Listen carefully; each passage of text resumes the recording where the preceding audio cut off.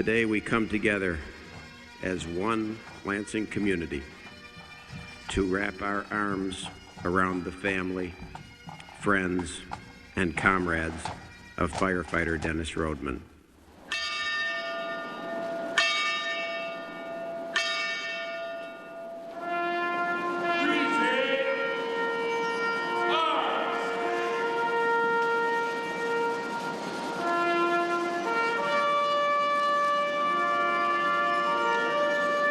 His last alarm, he's going home. Welcome home, Rhodey. Welcome home.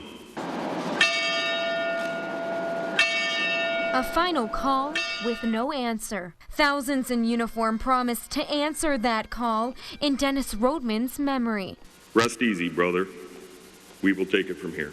In a grand show of respect, fire departments from across the country filled the Breslin Center with an honor guard standing guard by his casket, bagpipes, and stories of Dennis Rodman's life. Dennis never panicked.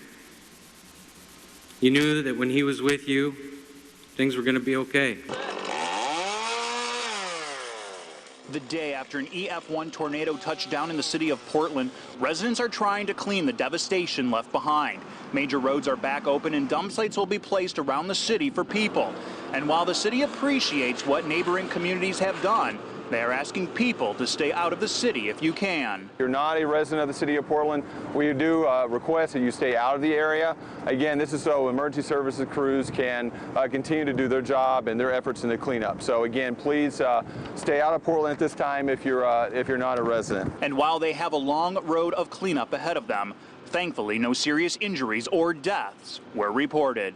But to save a life means someone has to lose theirs. Fast forward to May 9th, 2012, a day that Craig will never forget. He had come home from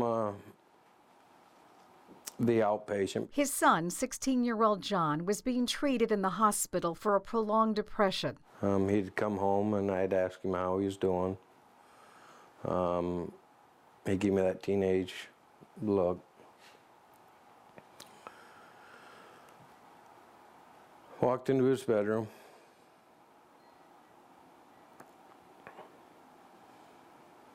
I tried talking to him again. He just said, "Get out." John stayed in his bedroom. Craig left to answer the phone. He says a while later he noticed his son go down to the basement. I went down there about 5 minutes behind him and found him. And I didn't have the strength to save him. I couldn't get him down.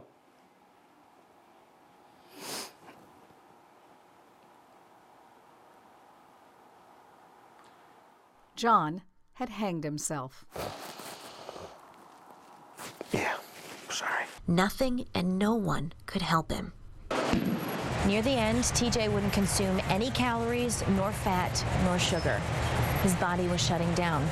And soon, this once active athlete doing 1,000 sit-ups a day, spending 4 hours at the gym, hours playing sports, taking a full load of classes, he got so weak and so frail that walking up the stairs, carrying a platter of food, was just too much. And after a semester at dental school, Susan got the phone call she'd been fearing for years.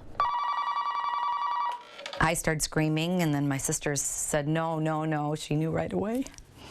And everybody started screaming and crying, and I tried to his last breath. And what he found is astonishing. The research showed that we were picking the cancers up 4 to 6 years sooner than the mammograms in women with dense breast tissue. According to Dr. Straley, mammograms are less than 50% accurate in women with dense breasts, meaning that a woman could be checked off as good to go when there could be a slight chance she isn't. Mammograms have saved a lot of lives, and a lot of women have died because mammograms couldn't pick the disease up. It's almost 50-year-old technology.